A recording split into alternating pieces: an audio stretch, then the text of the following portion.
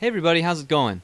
I've got a really interesting video for you today on something that I've been trying to get a hold of at a reasonable price for a while now because I feel like it's something that belongs on this channel based on some of the other stuff that we've reviewed in the past. So I'm going to cut right to the chase. So today we're going to talk about the Maestro by Gibson guitar. Now this guitar, some would call it a Les Paul Jr. is what it looks like. But it's really much more and much less than that. So back in 2008, Gibson decided that they wanted to compete in another price point. So back in those days and before then, and for many years before this, when there were budget guitars back in the 80s, 90s, 2000s, Gibson released those guitars as Epiphone, and they were basically the Gibson models but without Gibson on the headstock. They were able to import these guitars and make them a lot cheaper with cheaper parts, usually to a similar spec as the Gibson version, but not always, so they could sell them a lot cheaper for the more budget-minded player. There are many of us that fit into that category still today, and that brand still exists. Epiphone does. Sort of like Squier for Fender or LTD for ESP, just as a couple of other examples that follow this similar idea. Gibson decided, like Fender before them, that there was another market, and it was the market that wasn't going to go into a music store to buy a guitar. They were going to just impulse buy it or buy it for their kids. So they created a guitar to sell in department stores like Costco, Sam's Club, Walmart, Fry's Electronics, if you're familiar with them, Target. All these different stores would sell these, and they were priced around $199, $299. They included an amp and the guitar. Mass-produced, like by definition, mass-produced. Fender had done this with the Starcaster. I don't have the sales numbers, so I can't tell you if it was a successful endeavor or not, but for whatever reason, Gibson decided they wanted to do it too. And I remember many years ago, the local Walmart in my town, and I had a Fry's Electronics store as well, had these Maestro guitars in stock. And I remember thinking, that's kind of weird. That logo looks like the Gibson logo, and it says it's by Gibson, but it's not a Gibson. It's not an Epiphone either. And I didn't care. I was a Fender guy then, and I kind of still am, but I didn't care. I ignored it. Fast forward a few years, and they were on clearance for like $20. And I didn't buy it because I thought, it's a piece of crap, I don't need it. And I've regretted it ever since. So ever since then, after they got discontinued, I've been looking for one. So what were these guitars? Well, they had one humbucker, they had one volume and one tone, they were 24.75-inch scale length, so standard scale length. They had a maple neck with a rosewood fingerboard, which would be a selling point today. Rosewood has been mostly replaced by Faro or Indian Laurel, which I have gone on record saying that I don't like. It was a bolt-on neck. It had a poplar body, one-piece wraparound bridge instead of the two-piece that would normally be found on a Gibson or an Epiphone.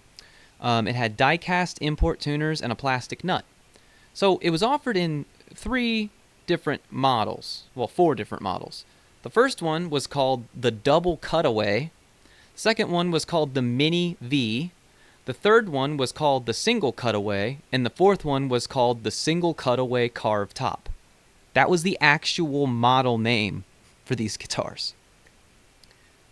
It's very interesting because on the official Gibson website description for these guitars, it said, based on a patented Gibson model that is timeless. They did not name Les Paul, SG, or Flying V, which, if you didn't figure it out already, is what those three models are. The double cut is the SG, the Mini V is a Flying V, and the single cut is the Les Paul. Very interesting that they distanced themselves from the minute that these things appeared from the real models. They did not use the real model names on any of these guitars. I wanted to add real quick that the single cutaway with carved top is basically a body like a Les Paul 100, but with one humbucker instead of two. That one had a carved maple cap that went on the poplar body. Some of them later came with baywood. I've heard it pronounced basswood or basswood.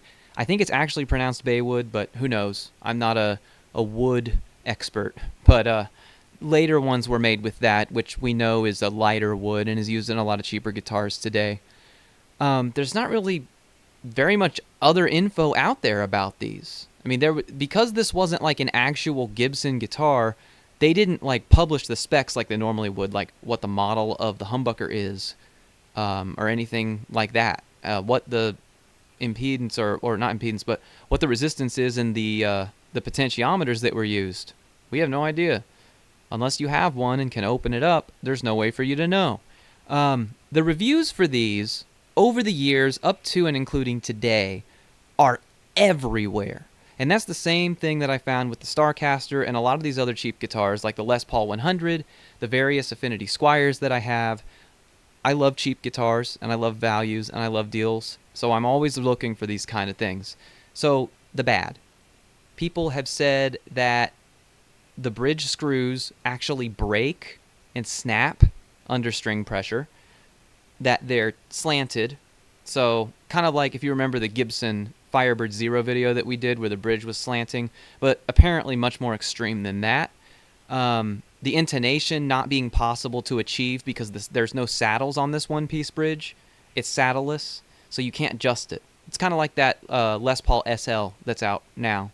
Melody Maker E1 is the other model for it. It's an Epiphone. Same deal with that. So you can't intonate it. So if the bridge isn't perfectly straight, if it's slanting, your intonation is going to be off. You're going to have problems. Tuning issues, which you'd expect with something like this. The pots breaking or being unreliable or crackly. Sharp frets. Basically all the problems that any cheap guitar would have. The one unique to this one, but is not unique to the Gibson Epiphone world, is that the one-piece bridge slants. But that happens on Gibsons too. So those were the bad things that I saw. The good things are also what you would expect. Perfect for modders. I always say, if the wood is good and you don't pay too much for it, who cares? You can upgrade the pickups, you can upgrade the nut, you can upgrade the bridge, you can upgrade the pots, you can upgrade everything. The tuners, if you get a good deal. Now, if you're paying like a higher price, not worth it, because then you put all that money into upgrades and you've spent so much that you might as well have bought something better in the first place. If you're like me, you enjoy the journey of customizing something and making it your own, then maybe it is worth a little bit extra to you. So I think really that's really the only good thing that I saw about these. I've seen some different posts saying like, mine's awesome, I love it, but never very specific about why. I think we all know why though, because this happens with Squier, happens with Epiphone, and it's happened with Starcaster, it's happened with these Maestros too, from what I just said. There are some times you can get one where the neck is smooth and the frets aren't sharp. It stays in tune. In this case, the bridge doesn't tilt. The humbucker sounds good. The pots still work. No problems at all with it, anything like that. That can happen. And good for you if it did. But it prevents anyone from saying wholesale that the model is good. Because the anomalies are the ones that are good in these cases. And I think I know why. And I mentioned this in other videos. It's because of bad quality control. Now, bad quality control, in your head you're going to think, bad quality control means that everything is bad quality. Yes and no. Generally speaking, if they're not checking it very well, if the machines aren't as exact, and if the labor isn't being checked as closely as it should be, yes, you're going to have a much, much higher chance of a bad quality instrument with rough edges, things that don't work properly, things breaking over the years, and stuff like that. On the other hand, because of the bad quality control, you could have, and I don't want to use the word rogue, but you could have a rogue employee doing a really good job. There are people like that exist, by the way. Not under scrutiny and not micromanaged, who work very well even though the pressure isn't being applied. But there are more people who would take that opportunity to not do a very good job, or maybe because they're being pressured to fulfill a ridiculous quota, or they're not being paid anything and they just don't care. That's why usually with these import guitars, they're not very good, and it's because they're mass-produced in China in those kind of circumstances. But The quality control isn't good enough to say that it was made too well and that you're going to damage the reputation or the potential sale of a better one later. These are meant to be like that first taste, to be like, number one, impulse buy, we got your money, we don't care if you come back. Number two, you liked playing the guitar, this isn't a very good guitar, so you should buy a better one. And since your first one was a Maestro single cut, you should go buy an Epiphone Les Paul next, and then a Gibson. So they don't want to make them too good. They want to make them just bad enough to sell in the tier that they're meant to be in. So that was a long way of saying it is possible to get a good one. In time, we'll make them better too. If you had sharp edges but it was played a lot, those will get filed down over time with your hand by playing it. So let's talk about what happened today. Yes, I'm filming the video today because I'm too excited. I was at a pawn shop, the same one where I got the Starcaster. And the same one, not Starcaster, the Black Label Stratocaster. Same store. And the same store where I got unnamed surprise future video guitar for amazing deal. Same pawn shop, same owner. Walked in there, there's this guitar literally laying on the ground. I look down, what do you know? It's a Blue Burst Maestro single cut. And I was really excited, but then I got worried. Because here's the thing. They say Gibson on them, on the truss rod adjustment cover. Most pawn shop owners will say, oh, it's a Gibson, $500. Kind of like those Epiphone Les Pauls that were made in the early 2000s, late 90s, early 90s. Said Gibson on the truss rod cover. Same thing. $500, it's a Gibson. So I was worried. Talked to the guy, and he's like, well, it don't work too good. So, we'll let it go for 60. And I thought that was probably a good deal. And I was prepared to pay that because I'd wanted this guitar for a long time. And then they handed it to me. And it is, without hesitation, the worst set-up guitar I have ever held, seen, touched, or attempted to play. Pretty much everything that can be wrong with a guitar was wrong with this guitar. I ended up offering them $20 out the door, and they did it. So I brought it home. And here it is.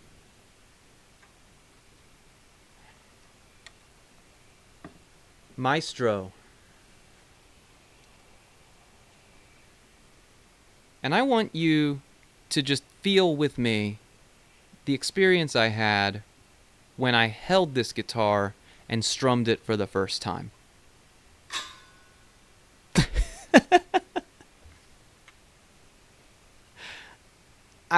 It makes me laugh still thinking about it.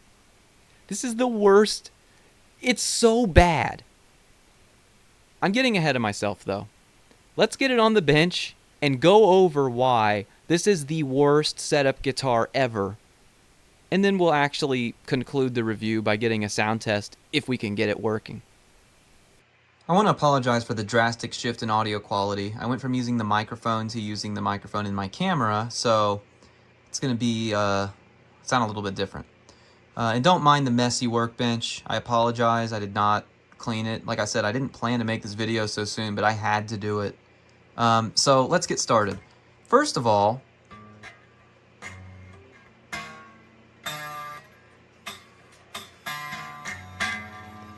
that was for you who may not have noticed when I played it before that the strings are basically touching the fingerboard. You know why? Whoever set this guitar up didn't wrap the strings around the bridge. They just ran them straight in. What the heck is that? Next, this is the most extreme tilt ever right here. It's hard to see because it's at an angle, but look at that. Like, I'm worried that this might be broken in here. I hope it isn't, but it might be. This is what you would expect for this bridge. It's non-adjustable saddles and just these thin pieces of metal. Oh, the humbucker. Let me pick this up so you can see it. But the humbucker, it's not even screwed in. And look at this. So the ring is missing 2 screws. And I'm going to adjust this because I want you to see.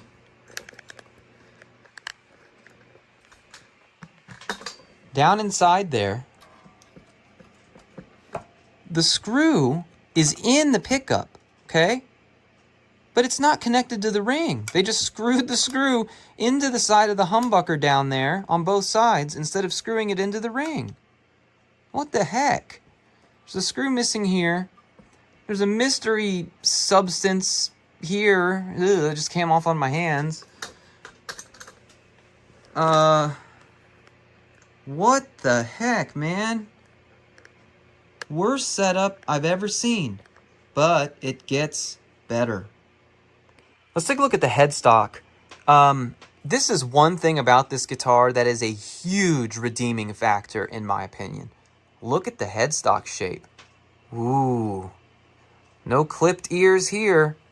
This is a full open book lawsuit looking thing. That's what the guitarist in my band told me. It looks like a lawsuit guitar. It does. There's Maestro in the Gibson font, which I think actually looks pretty cool.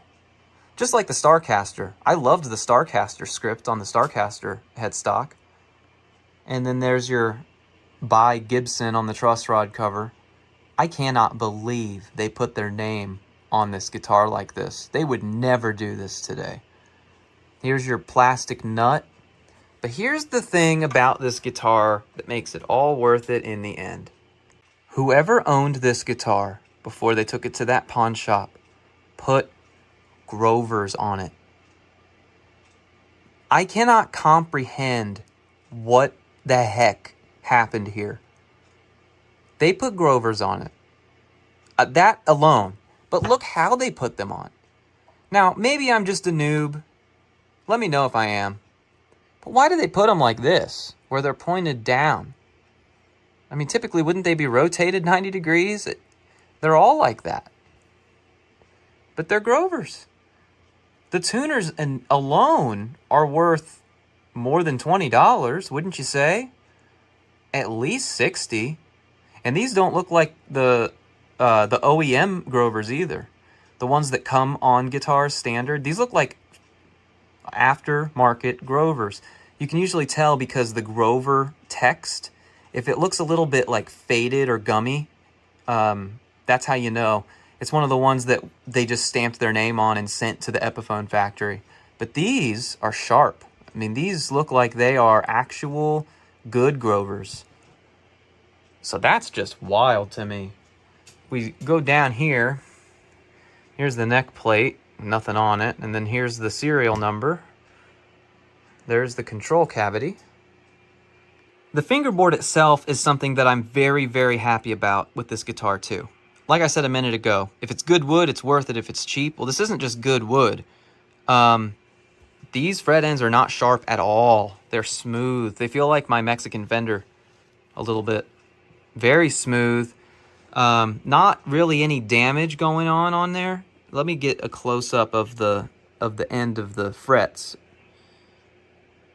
So you can see that there's a little bit right here missing. Overall, not a bad job. Not a great job either, but not a bad job. And look at this thick fingerboard. Isn't that nice? Nowadays, they use like a 1 millimeter thick piece of laurel paper on these budget guitars. You can't even get a guitar this cheap now. So, okay. One more thing to do. It won't get us very far, but let's plug it into the amp because you've got to hear the way this thing sounds right now. Okay, so the volume's all the way down, and it's buzzing a lot. It probably has something to do with the fact that it's just laying in there, and the screw isn't connected to anything. So, let me turn it up. Still buzzing quite a bit.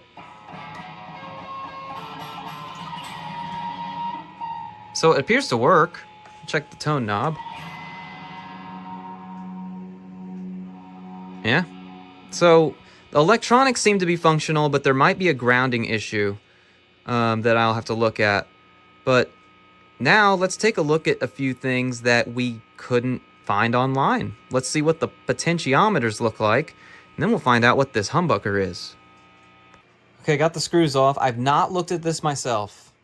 When I pulled this, it was stuck, like it was glued on. We ready? It's like Christmas. Here we go. Okay. Looks like some mini pots. Wiring job doesn't look too bad, honestly. Looks factory. Looks like it's not been touched. I see a ground wire going into the guitar, so it is grounded. I don't see any dirty solder. I don't see anything broken off in there. It looks like there's a cap on the tone. So that doesn't look too bad. Alright, let's cut the strings off and see what the humbucker is. Alright, I unscrewed it, but I haven't taken it off yet, so let's do that. Alright, what is this mystery humbucker?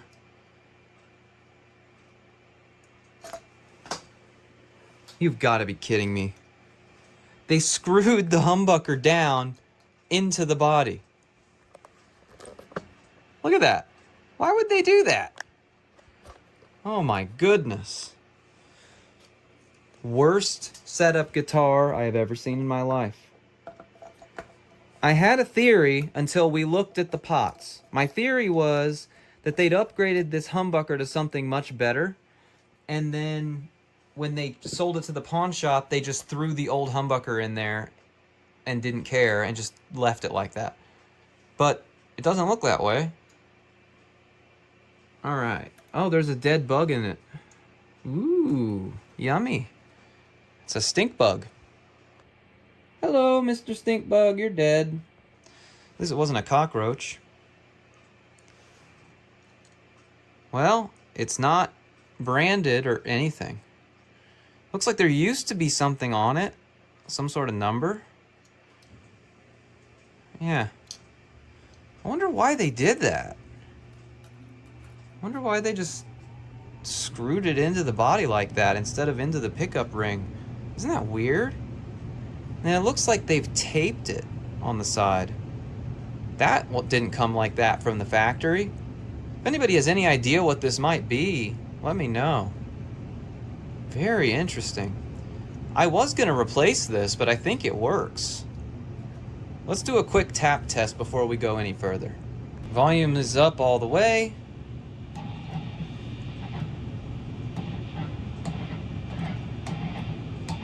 Yeah, it works. We're gonna keep it. Wait, is it that microphonic? Hello? Nope. It was just me hearing my own voice inside my own head. So, not microphonic, as far as I can tell. This is a high gain setting on this amp, and I don't know. Let's take a look at this bridge now. So you can kind of see the horrible sins that have been committed here with this bridge. Take it off. Look at that. Those posts are... Oh, man. Usually it's the bridge itself that tilts and not the posts, but this is not good news, ladies and gentlemen. Hopefully it's not stripped down in there. I don't know. Take that out, and then let's take this out. It's very loose. Alright, and you can see it does look like it looks like it did pull the ferrules out a little bit. You know, I wonder. Now, if you remember, in our Gibson video, we did do one where we replaced the bridge. Well, I still have those parts. I still have the bridge that went with it. And I remember commenting at the time that it was interesting that the Gibson was using Epiphone sizes. Like it was using the sizes you'd usually use for an Epiphone. I still have the screws and the bridge for that. First of all, I wonder if they'll fit. They will. They will, I think. Let's see. Let me see. if I can get these to fit. Because if they'll fit... Yeah, look.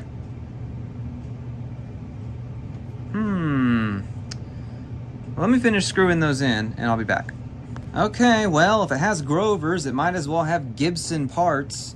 I cannot believe it, but it does fit. Now, if I take the bridge, do you think it's gonna fit? I bet it doesn't. Let's see. Oh my God. It fits. Adjustable saddles. We have a Gibson Firebird Zero bridge on a Maestro by Gibson single cut. This might be the greatest bastardization of the Gibson name in history. Besides the Firebird X, but we don't talk about the Firebird X. Okay, well, let's get this pickup mounted back in its bracket and go from there. Quick side note, these are the two screws that came out of the pickup ring. Here's one, and here's the other. They don't even match. The heck? I got it in. I used the proper screws. I have a drawer full of them. It actually looks kind of like a guitar now, doesn't it? It's got a proper bridge and... Well, the last thing to do is clean it up. And then we'll string it up. Well, they say you can't polish a turd, but consider this turd polished. I got the neck all looking a lot better. Polished the headstock. The body is really beat up though. Look at this. Yikes. That's okay. Means I don't have to be as worried about it if I drop it, huh? Well, let's get it strung up, and it'll be time for the main event. I keep finding new things about this guitar after I stop filming. So, check it out. Nowadays, they use like stickers or emblems for the most part. It's like surface mounted for the inlays. These are actually inlaid, but look at this. Look at that. There's a lip. This inlay fell down inside there. This one is kind of the same way. 12th fret's kind of the same way, but these are flat. Isn't that weird? I can feel these. I know you can't because you're watching on film, but hope that doesn't affect how it plays. I guess we're about to find out, huh? Let's get it strung up. I'll come back if I find anything else in the meantime. Okay, now it's time for what y'all came here for. Here it is, in its glory. I think it looks pretty good.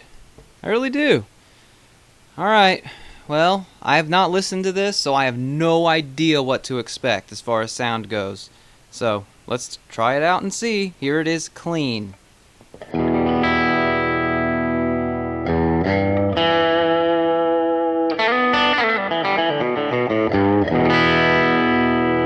Sounds pretty good if you ask me.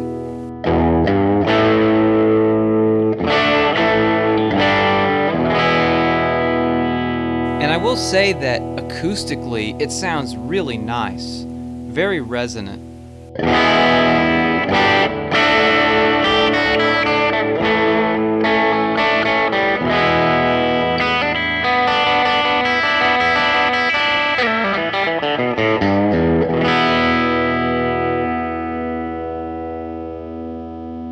Alright, let's mess with the tone control a little bit.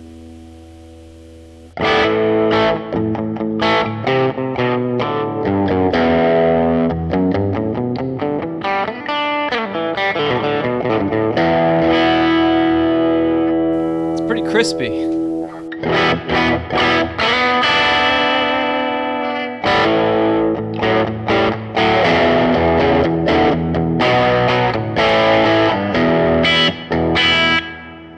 Turn on some Tube Screamer.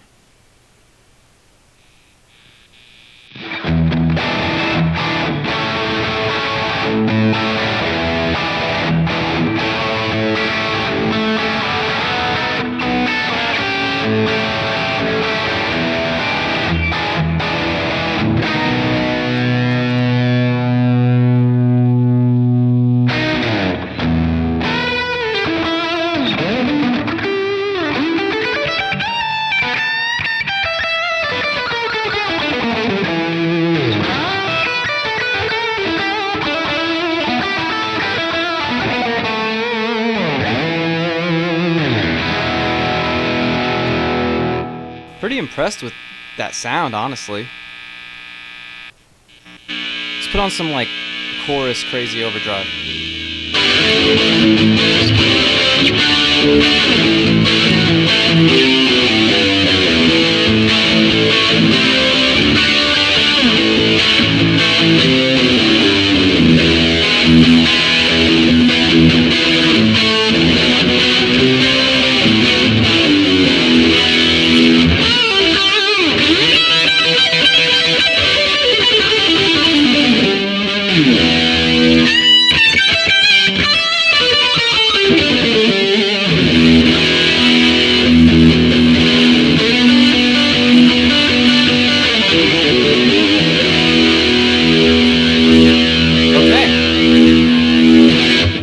Let's go ahead now and let's check out one more setting. This is just kind of like an overdriven kind of sound.